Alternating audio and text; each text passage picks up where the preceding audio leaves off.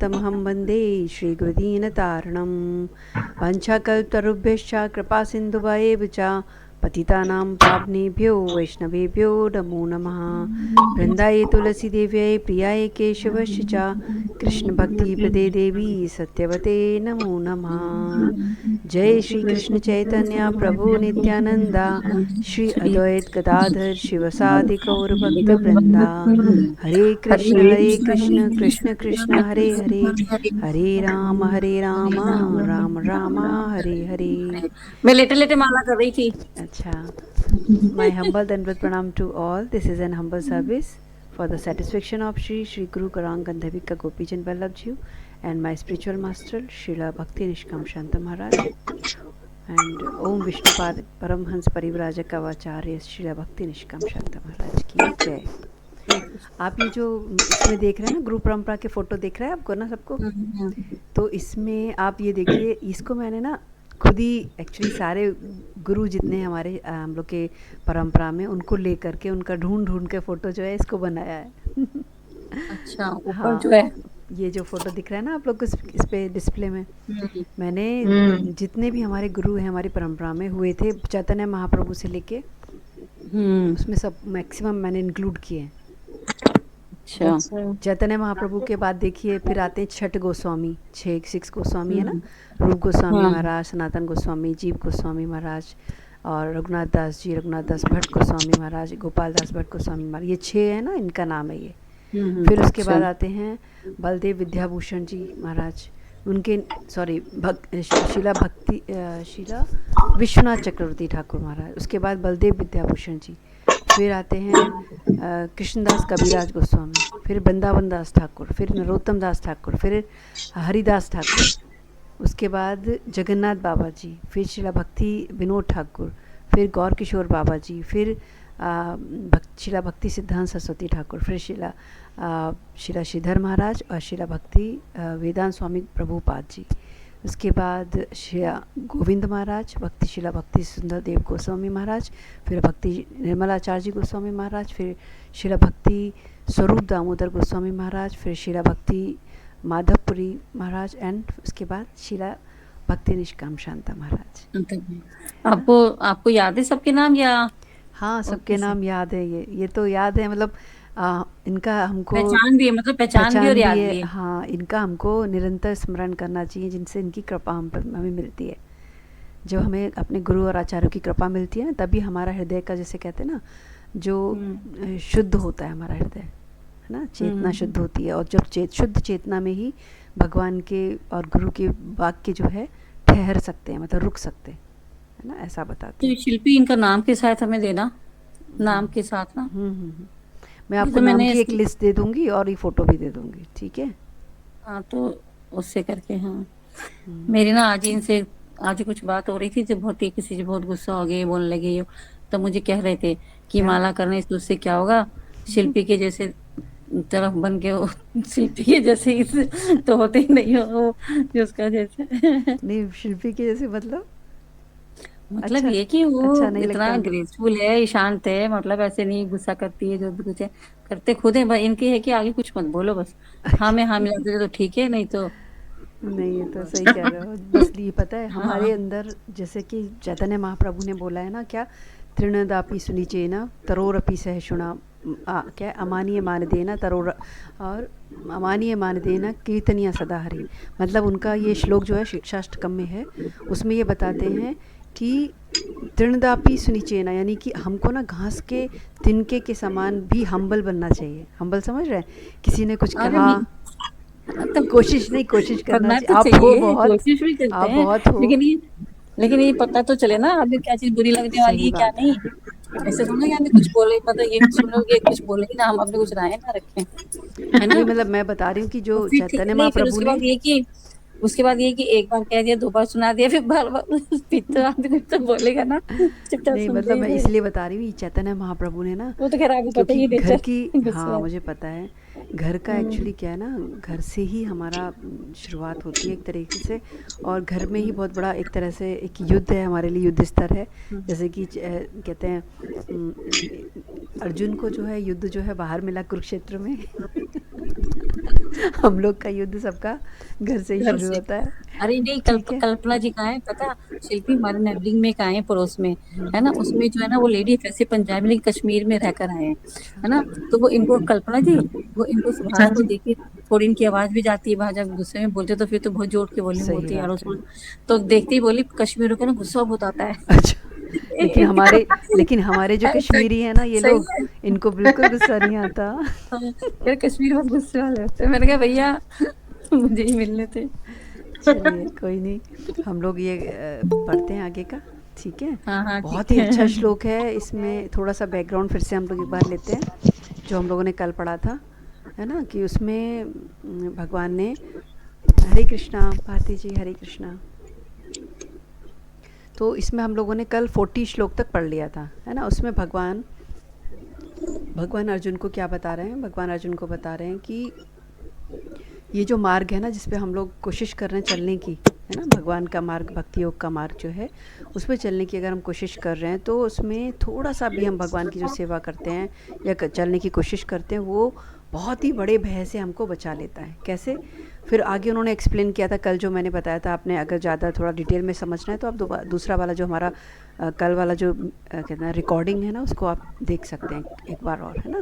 ठीक तो है। उसमें बताया है भुक्ति मुक्ति, यानी भक्ति माने कि मुझे ये चाहिए, मुझे वो चाहिए, मुझे भगवान की सेवा पूजा कर रहा हूँ तो मुझे ये भी हो जाए, मेरे संग वैसा हो जाए, मैं मेरे साथ सब कुछ अच्छा होने लगे, सब फेवरेबल हो जाए, है ना। तो एक तरीके से भुक्ति है, यानी कि हम बहुत कुछ चाह रहे हैं, है ना। आप लोग जो है अपना म्यूट, हाँ म्यूट कर लीजिए, थोड़ा बैकग्राउंड नॉइस आ रहा है बहुत ज़्यादा।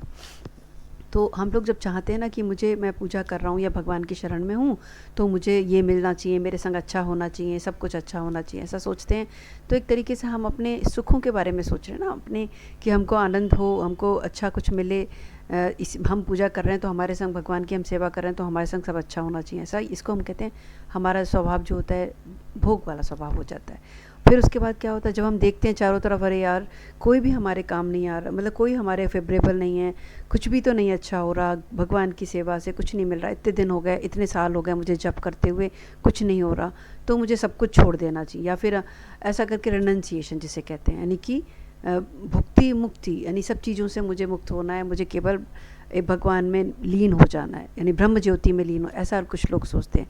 तो यहाँ पे बताया है, यहाँ पर हमारे गुरु आचार्य ने, यानी कि भक्ति श्रीधर देव गोस्वामी महाराज ने बहुत क्लियर बताया है कि हमें ना तो भुक्ति के लिए सोचना है, ना मुक्ति के लिए।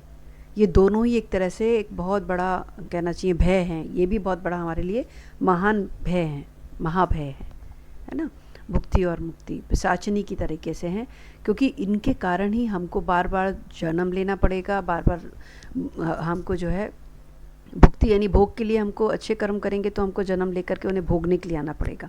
और मुक्ति के लिए बताया है कि अगर जब हम मुक्ति, यानी कि जब हम ब्रह्म ज्योति में लीन होने का, जो समाधि की अवस्था जिसे लोग कहते हैं, मतलब जो क्या कहते हैं, ये होते हैं ना निराकारवादी, यानी कि बोलते हैं हम लोग इम्पर्सनलिस्ट जो होते हैं, वो लोग सोचते हैं कि हमें समाधि में ही मतलब लीन हो जाना है, यानी कि ब्रह्म ज्योति में लीन हो जाना है, भगवान में मर्ज हो जाना है, ऐसा करके भगवान की ज्योति में। तो उनके लिए भी नहीं सही है, महान भय है। कैसा भय है? क्योंकि उनके पास तो फिर आप कर्म करने का, कोई सोल को वापस एक जो है ना, एक हमको मनुष्य जन्म जब मिलता है तो हमारे पास एक अपॉर्चुनिटी होती है। क्या अपॉर्चुनिटी होती है? अगर हमें कोई साधु संग मिल जाए, कोई अच्छा बताने वाला मिल जाए, तो हम हमारा जीवन बहुत अच्छा बना सकते हैं, जन्म मृत्यु के चक्र से ऊपर उठ सकते हैं, भगवान की सेवा में लग सकते हैं, है ना।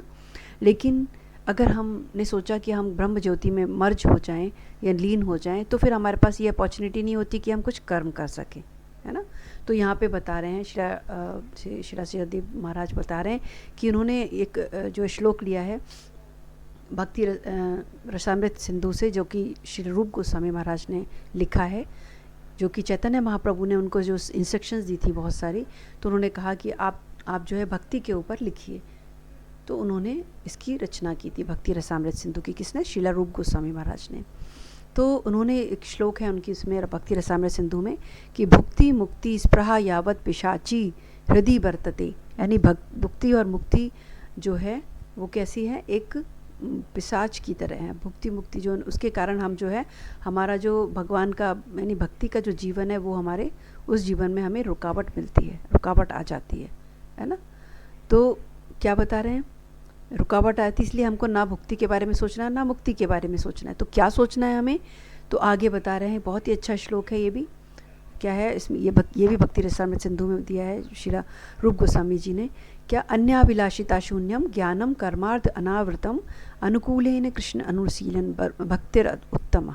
यानी कि जो हाईएस्ट डिवोशन क्या है कि जो कि भगवान की सेवा के लिए, भगवान की प्रसन्नता के लिए किया जाए, है ना।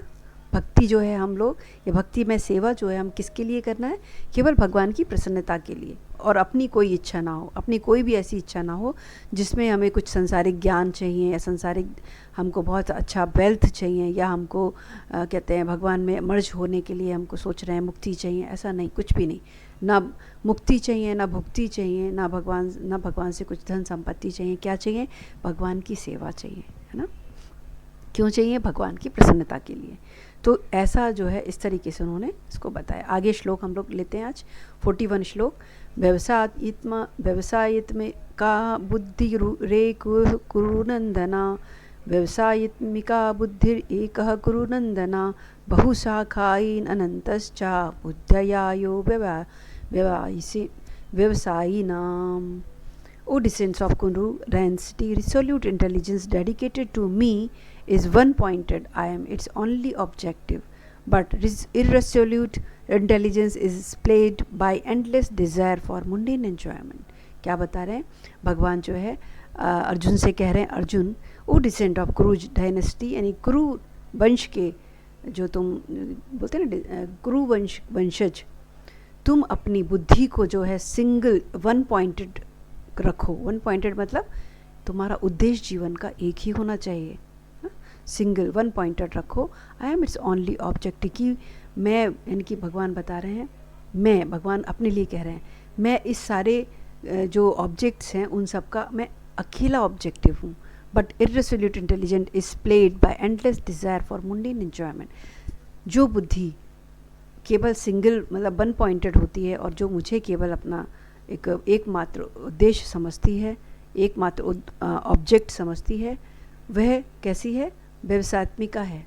लेकिन जो बुद्धि संसारिक एन्जॉयमेंट को पाने के लिए बहुत सारी तरफ दौड़ती है ना, तो वो कैसी है, वो कोई निश्चय नहीं कर पाती। वो ये कभी सोचते हैं इंसान, मनुष्य की बुद्धि से सोचते हैं ना, बुद्धि से क्या सोचता है, डिसाइड करता है, अरे मुझे तो ना, मुझे जो है बस छोड़ देना चाहिए सब कुछ। फिर सोचता है अगले दिन, अरे नहीं, अभी तो मुझे बहुत सारा काम करना है, अभी तो मुझे जॉब करना है, अभी मुझे बच्चों की शादी करना है, अरे अभी तो उसको मेरी ज़रूरत है, उसको मेरी ज़रूरत है, अरे मुझे अभी ये काम रह गया है, अच्छा ये पहले बैंक बैलेंस को ठीक कर लूँ, अच्छा मुझे वो प्रॉपर्टी तैयार करना। ऐसा करके जब जिसकी, या फिर मुझे ये चाहिए वो चाहिए, मुझे बहुत अच्छा गाड़ी चाहिए, मुझे अच्छा फ्लैट बनाना है, अच्छा ड्रेसेस चाहिए।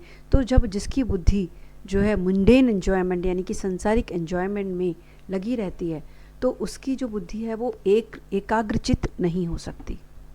तो अर्जुन को भगवान बोल रहे हैं कि तुम अपनी बुद्धि को एकाग्रचित करो, वन पॉइंटेड करो, है ना, और ये निश्चय करो कि तुम्हें तुम्हारे जीवन में, तुम्हारे जीवन का उद्देश्य क्या है। ठीक है, आगे नेक्स्ट श्लोक है, यम इमाम पुष्पितां वाचम प्रापारावतन्ति अभिपश्चिता वेदावदारता पाथा नान्यद अस्तिति वादिना।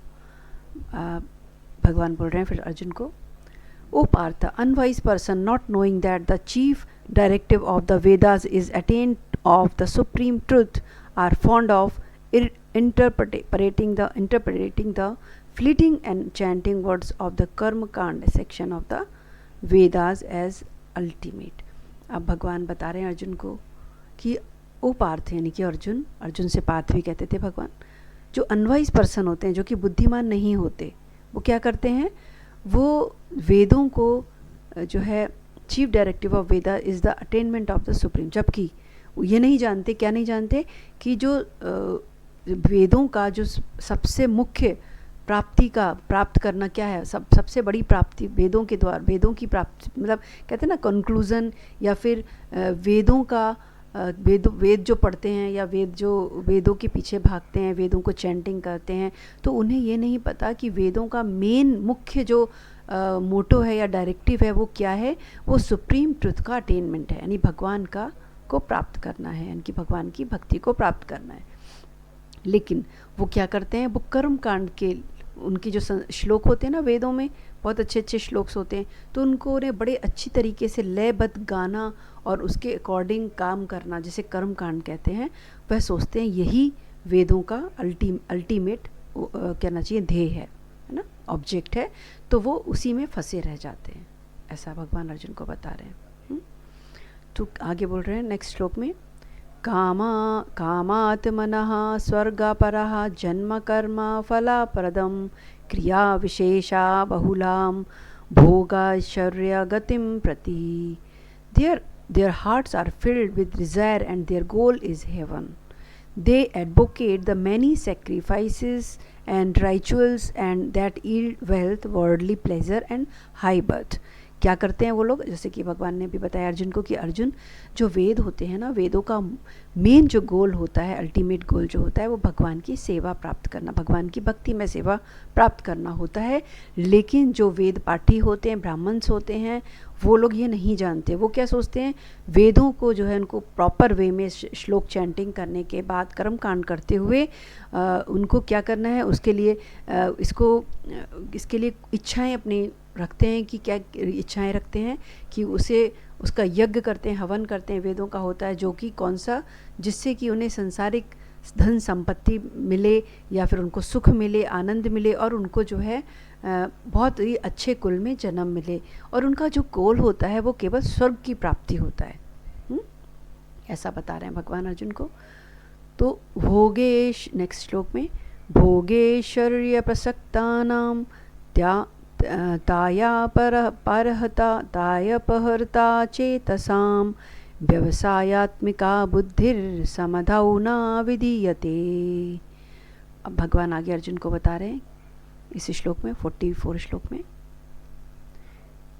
इसका ट्रांसलेशन है, Thus, attached to enjoyment and opulence, deluded by these flowery words of the Vedas, they do not attain the resolve to dedicate themselves to the Supreme Lord. यानी आप देखोगे चारों तरफ आपको लगता है ना कि अरे ये तो बहुत ज़्यादा ज्ञानी है। कैसे ज्ञानी है? क्योंकि इसको श्लोक का बहुत अच्छे से चैंटिंग कर पाता है, श्लोक कितने अच्छे से बोलता है, इसको तो सारे श्लोक याद हैं। ऐसा सोचते हैं ना कई बार हम लोग किसी को देख करके, अरे बड़ा अच्छा तिलक लगाते हैं, इनका तिलक कितना सुंदर है, इनका ड्रेसेस कितनी प्यारी हैं, कितनी अच्छी दिखती हैं, और ये बहुत अच्छा अच्छा श्लोक चैंटिंग करते हैं, इनको तो सारा कुछ याद है। तो हम लोग सोचते हैं कि यही जो है केवल ग्रेट जो है हमारे ब्राह्मण्स हैं। लेकिन यहाँ भगवान क्या बता रहे हैं, वो लोग जो है ब्राह्मण्स होते हैं, ऐसा नहीं है ब्राह्मण को हम कम नहीं सोचेंगे, लेकिन फिर भी उनको ये नहीं पता कि वेदों का अल्टीमेट गोल क्या है, कि भगवान कृष्ण की प्राप्ति, भगवान कृष्ण की सेवा प्राप्ति है अल्टीमेट गोल। वो क्या करते हैं, वो स्वयं भी जो वेदों को पढ़ के, उनके श्लोक को पढ़ के, कर्म कांड को करके, वो केवल क्या वेल्थ की, यानी कि धन संपत्ति, सुख, आनंद, और अंत में वो अपने स्वर्ग की कामना करते हैं। और वैसे ही वो जो है, जो भी उनके कांटेक्ट में आता है उसको पूजा बताते हैं, अरे अच्छा ये तुम्हें परेशानी, ये तकलीफ़ है, चलो तुम आओ, ये वाला यज्ञ कर सकते हैं इसके लिए। ऐसा है कि वेदों में सभी कुछ दिया हुआ है, वेदों में हर प्रकार की कहना चाहिए समस्या का समाधान दिया हुआ है ना, कि आप अगर कोई किसी को कहना चाहिए पुत्र प्राप्त करना है तो ये हवन करा लेना चाहिए, या किसी को विवाह नहीं हो रहा है तो आप ये वाला पूजा करा लीजिए, ऐसे ऐसे करके बहुत कुछ दिया हुआ है। किसी को कहते हैं बिजनेस में सफलता नहीं मिल रही तो ये कर लीजिए, ऐसा ऐसा पूजा। तो ये सारा कुछ वेदों में दिया हुआ है। और जो ब्राह्मण्स होते हैं जिन्होंने वेदों को पढ़ा है, तो वो सोचते हैं कि वेदों का अंतिम उद्देश्य यही है, अंतिम गोल यही है, अल्टीमेट गोल, कि लोगों को या स्वयं को धन संपत्ति देना, दिलवाना, इंजॉयमेंट करना, और अंतिम अंत में उनको स्वर्ग की प्राप्ति हो, बस यही उनका केवल ध्येय होता है। लेकिन यहाँ बताया है क्या, कि जो वो लोग क्या होता है, जो हम लोग भी सुनते हैं, जैसे हम लोग क्या करते हैं, या उनकी बातें सुनते हैं, या उनका चैंटिंग सुनते हैं, उनकी पूजा देखते हैं, कर्म कांड देखते हैं, तो बहुत ही कायदे से वो कर रहे होते हैं, सिस्टमेटिकली। तो हमको उनसे देख के बहुत अट्रैक्शन होता है कि ये तो बहुत अच्छा कर रहे हैं, हम लोग उन्हें देख करके बहुत ज़्यादा हम लोग क्या कहते हैं अट्रैक्ट हो सकते हैं, या फिर वो भी उनके फ्लावरी वर्ड्स यानी कि बहुत ही अच्छी अच्छी बातें करते हैं जो कि वेदों में लिखी हुई हैं, लेकिन वो जो कि अंतिम हमारा लक्ष्य है जीवन का, हमारे मनुष्य जीवन का जो अंतिम लक्ष्य है वो है भगवान की प्रेम प्राप्ति, है भगवान की प्रेममयी सेवा प्राप्ति, उसके प्रति वो बिल्कुल भी उनका डेडिकेशन नहीं होता है। वो सोचते हैं केवल स्वर्ग की कामना, यानी स्वर्ग माने पूरा जीवन में सुख आनंद की कामना ही हमारे जीवन का उद्देश्य है ना। नेक्स्ट श्लोक में भगवान बता रहे हैं, बहुत ही अच्छा है ये भी, क्योंकि श्लोक तो सभी अच्छे हैं, एक एक के बाद जैसे कहते हैं ना, hidden treasure of sweet absolute, भगवान का छिपा हुआ खजाना है ये। तो इसको हम जितनी बार समझेंगे पढ़ेंगे, हमको नए नए कहते हैं ना, हमको नए नए खजाने रहस्य खुल रहे हैं, और उसको अगर हम अपने जीवन में हमने धारण कर लिया तो समझिए आपके पास आप खजाने से परिपूर्ण हो गए। तो नेक्स्ट श्लोक में भगवान बता रहे हैं, त्रिगुणमयी विषयी वेदा निस्त्रिगुण्य भय अर्जुना निर्द्वंदो नित्य सत्वस्थो निर्योगा क्षेम आत्मवान। यानी कि भगवान कह रहे हैं, Arjun, O Arjun, the Vedas deal with the 3 modes of material nature. Veda क्या करते हैं, 3 मोड्स ऑफ मटीरियल नेचर के साथ डील करते हैं, by accommodating fruitive action and liberation as an allowance and incentive for person who are ignorant of true objective of the Vedas.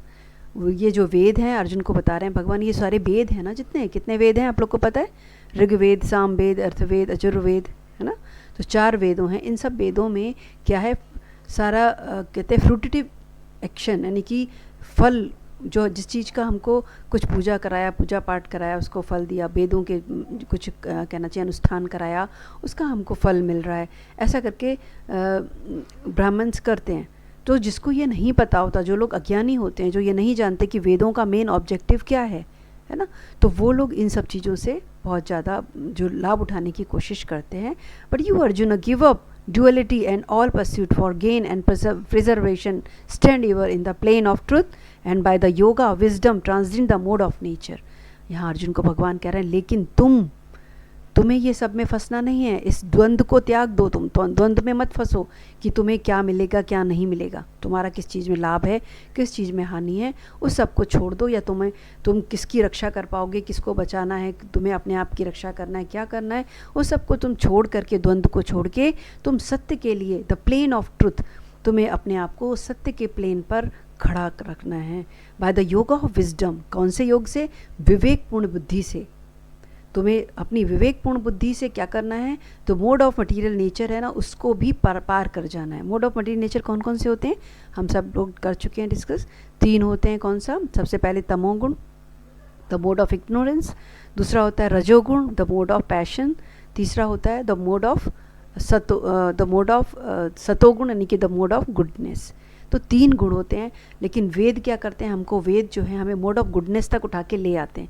कर्म कांड करना, पूजा करना, व्रत करना, तप करना, तीर्थ यात्रा करना, ये सारी चीज़ें जो है हमको एक मोड ऑफ गुडनेस पे ले आती हैं।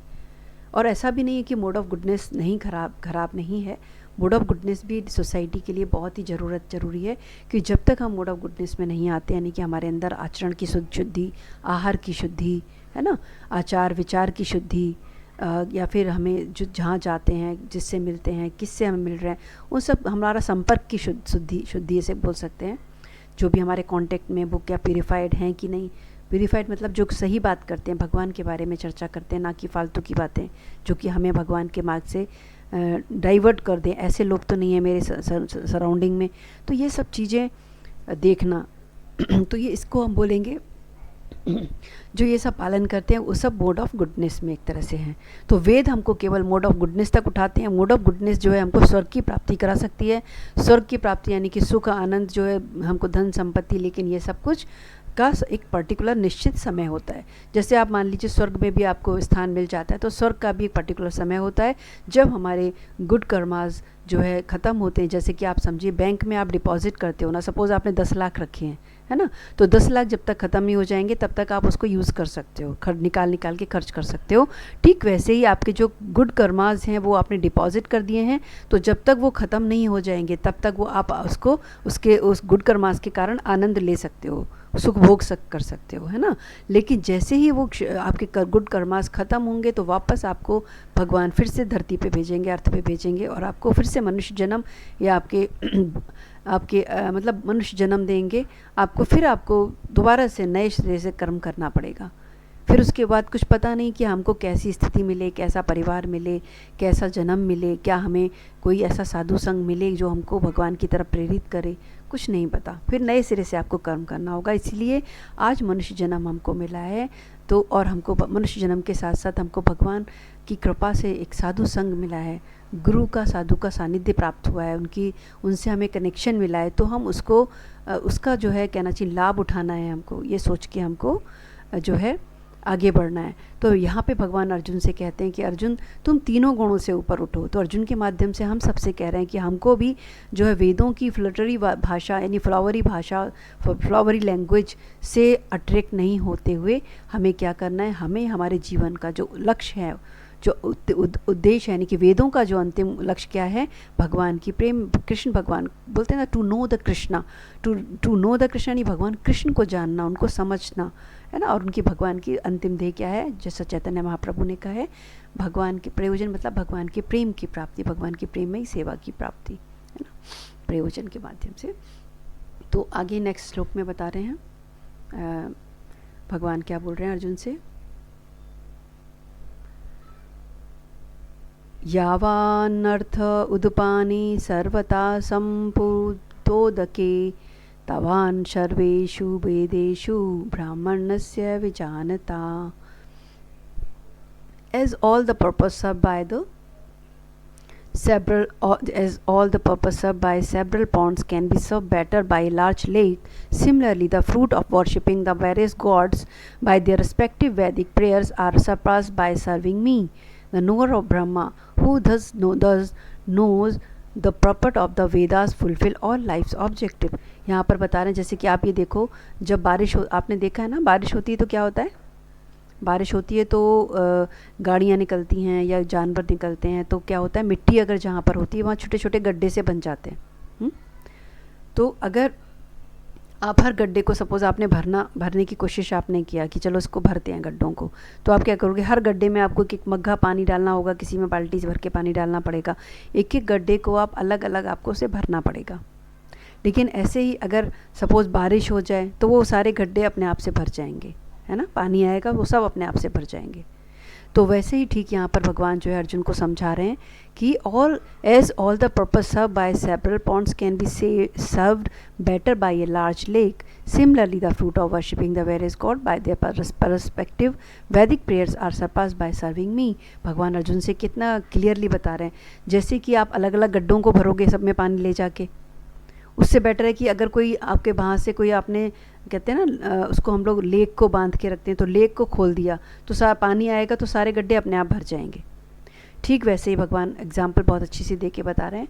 तो भगवान कह रहे हैं ठीक उसी प्रकार अलग अलग सारे देवी देवताओं को खुश करने की जगह अगर तुम केवल मेरी सेवा करोगे तो सारे देवी देवता जो है वो अपने आप ही नेचुरली खुश हो जाएंगे। क्योंकि भगवान आगे बताते हैं, चैतन्य महाप्रभु ने भी बताया कि हम लोग सभी, श्रीमद् भगवद गीता में भी बताया कि हम सभी भगवान के पार्ट एंड पार्सल हैं और सभी देवी देवता जो है वो भी भगवान के अंग के समान है ना।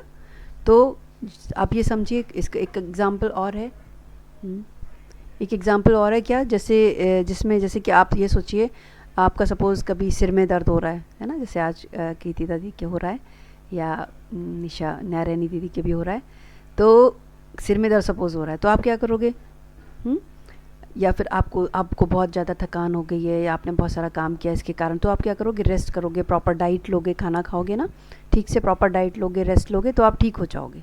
या मेडिसिन लोगे, कहाँ लोगे मेडिसिन, पेट में, अपना कुछ भी लेना है, खाना है जो भी है, अब स्टमक में डालना है, जबकि दर्द कहाँ है, सिर में, या कि पैर में दर्द होता है तो लोग कहते हैं अरे भाई आपको विटामिन ले लेना चाहिए, तो आप क्या करोगे, विटामिन अपना इनहेल करोगे, स्टमक में डालोगे।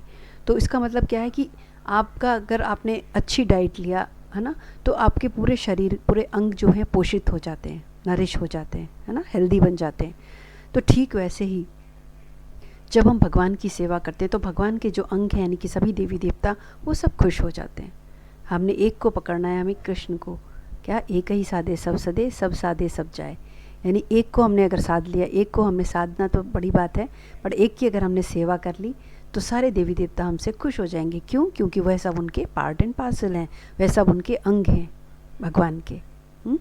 लेकिन हम लोग की जब तक कहना चाहिए कॉन्शियस हमारा प्यूरिफाई नहीं होता, वही वाली बात कि जब तक हम नहीं समझ पाते कि हमारा रिलेटिव, हमारा स्वधर्म क्या है ना, रिलेटिव स्वधर्म जब तक हम समझते हैं, एब्सोल्यूट स्वधर्म नहीं समझते, एब्सोल्यूट ड्यूटी क्या है हमारी, तो तब तक हम जो है इस बात को नहीं समझते कि जबकि लेकिन एग्जाम्पल बहुत सिंपल है कि स्टमक भरने से जैसा हमारा पूरा शरीर नरिश हो जाता है, ठीक वैसे ही भगवान कृष्ण की सेवा करने से हमारा सारे देवी देवता हमसे प्रसन्न हो जाते हैं। केवल देवी देवता ही नहीं, आप सराउंडिंग में चारों तरफ देखोगे कि आपने किसी से बात भी नहीं करते हो, अलग से कोई समय भी नहीं दे पाते हो, लेकिन सब लोग आपसे खुश होंगे। जो भी मिलेगा आपसे खुश हो जाएगा, वो आपको देखते ही खुश हो जाए। क्यों? क्योंकि आप जिसकी सेवा कर रहे हो वो सब उन्हीं का अंश है।